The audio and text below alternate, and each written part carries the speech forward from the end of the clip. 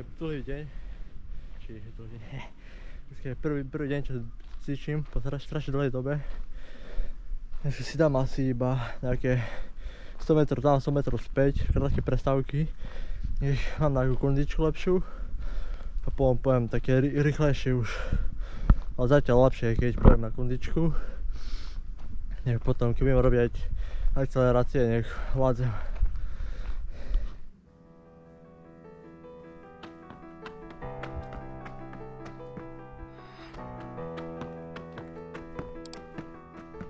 Keď dlho nebehám do polma, tak boli aj ďasná. A to chvíľu prejde. Ale zle mi je dosť. Vôbec kondička nič. Kondičku mám, ale vydrž noha tu vôbec. Tu behám, mám vypínam nohy. Dám asi také stoky na 70% asi. A hlavne krátke prestávky, nech tam sú.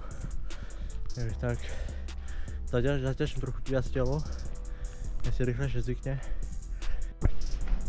Teraz si pôjdete zabehnúť so mnou. Budem to mať od vestu. Takže budete vidieť pohľad z prvej osoby. Ideme na to.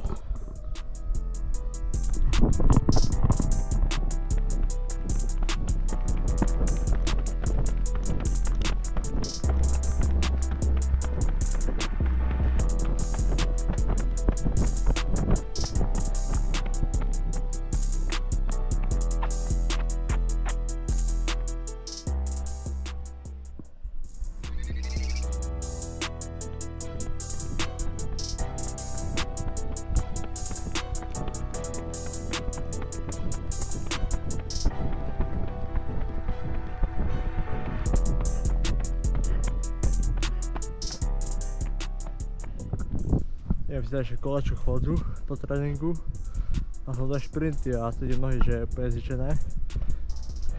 Neviem, či mi počúval fúka. Kondičku mám stále, len ja som dlho sedelnične robil, tak nohy nevládzu. Ale na všetko pôjde, kondične všetko v pohode mám. Som rád, že mi to ostalo. Teraz idem dať kolačú chôdzu, aby úplne je dobré, keď idete po tréningu sadnúť a nič nerobíte. Tam treba asi nejak ukludniť tie svaly. Po tréningu si dám niekedy studenú vodu alebo tak na nohy. Hlavne sa večer naťahujem. Lebo na druhý deň, keď sa naťahnem, tam mám také, neviem, také čudné do tej nohy, také cítim, že sa musím naťahovať. Ale keď sa naťahnem ten deň, čo behám, tak úplne cítim také uvoľnenie a na druhý deň potom cítim, aký by som ani nebehal pred tým dňom. Dám kolečko, dám studenú sprchu a vidíme sa zajtra. Tak idem si zahrať basketbal, si zahádzať, sa prejsť, nech mi prekrví telo, nech lepšie regenerujú nohy. Vám ukážem potom jeden trik, čo som sa naučil basketbalkou. Dávam aj first person pohľad.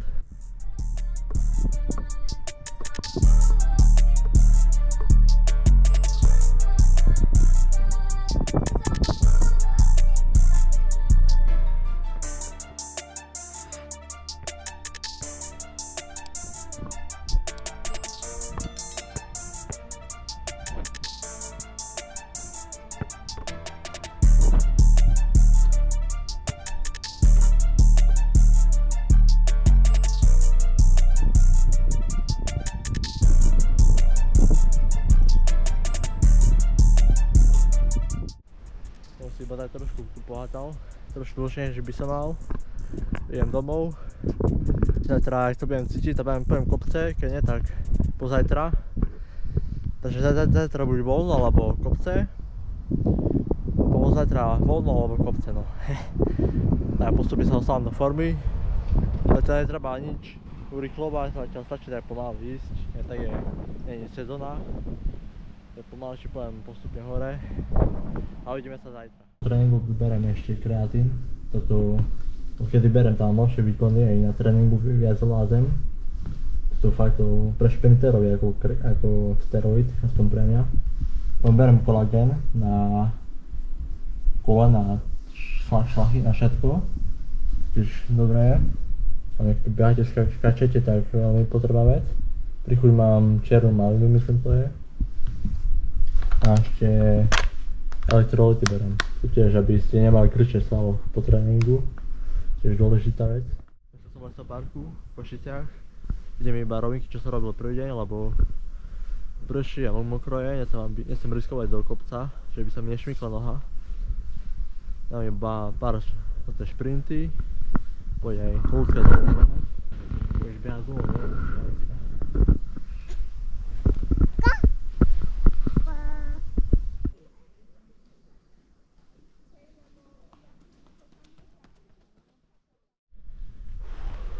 Som zabehol prvý šprint a strašne ma boli líčko. V živote také mám.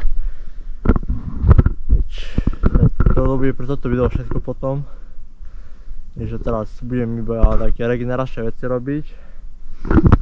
A to kvôli tomu, že som po betóne behal teraz.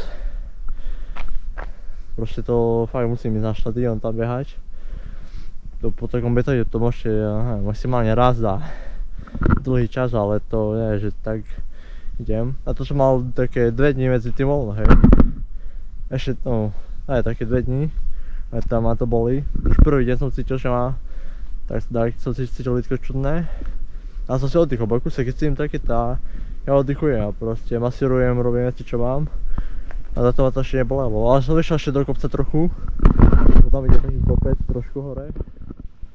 Som to asi prehnal. Nič a budúce sa viac ponaťahujem toto lítka. A ďalší týždeň bude asi natočím iba čo regeneračné, čo robím. Keď sa vám dačo taký stane, tak treba počúvať svoje telo a fakt dávať pozor na seba, aby sa vám toto nestalo. No, môžete byť zamiesto mňa. Na mňa by sa to mohlo stať vám, ale teda vďaka tomu viete, že radšej ísť po tartane, alebo jak sa to volá, po mešom. Dúfam, že sa mi to zlepší. Pojem ešte pomalšie, budem to tak naťahovať, masírovať, budem sa potom naťahovať a tak pomaly pôjdem ešte pomalšie, som išiel. Asi takú dlhšiu off-season, môžeme do januára, februára, tak pomaly si dať tak predĺžiť aj to, alebo aj tak. Tak len dúfam, že budem mať pohode lítko. Tak toto bude pre toto video všetko. Pokiaľ sa ti video páčilo, môžeš nechať like alebo odber, môžeš napísať do komentára hocičo. A uvidíme sa ďalší týždeň. Čaute.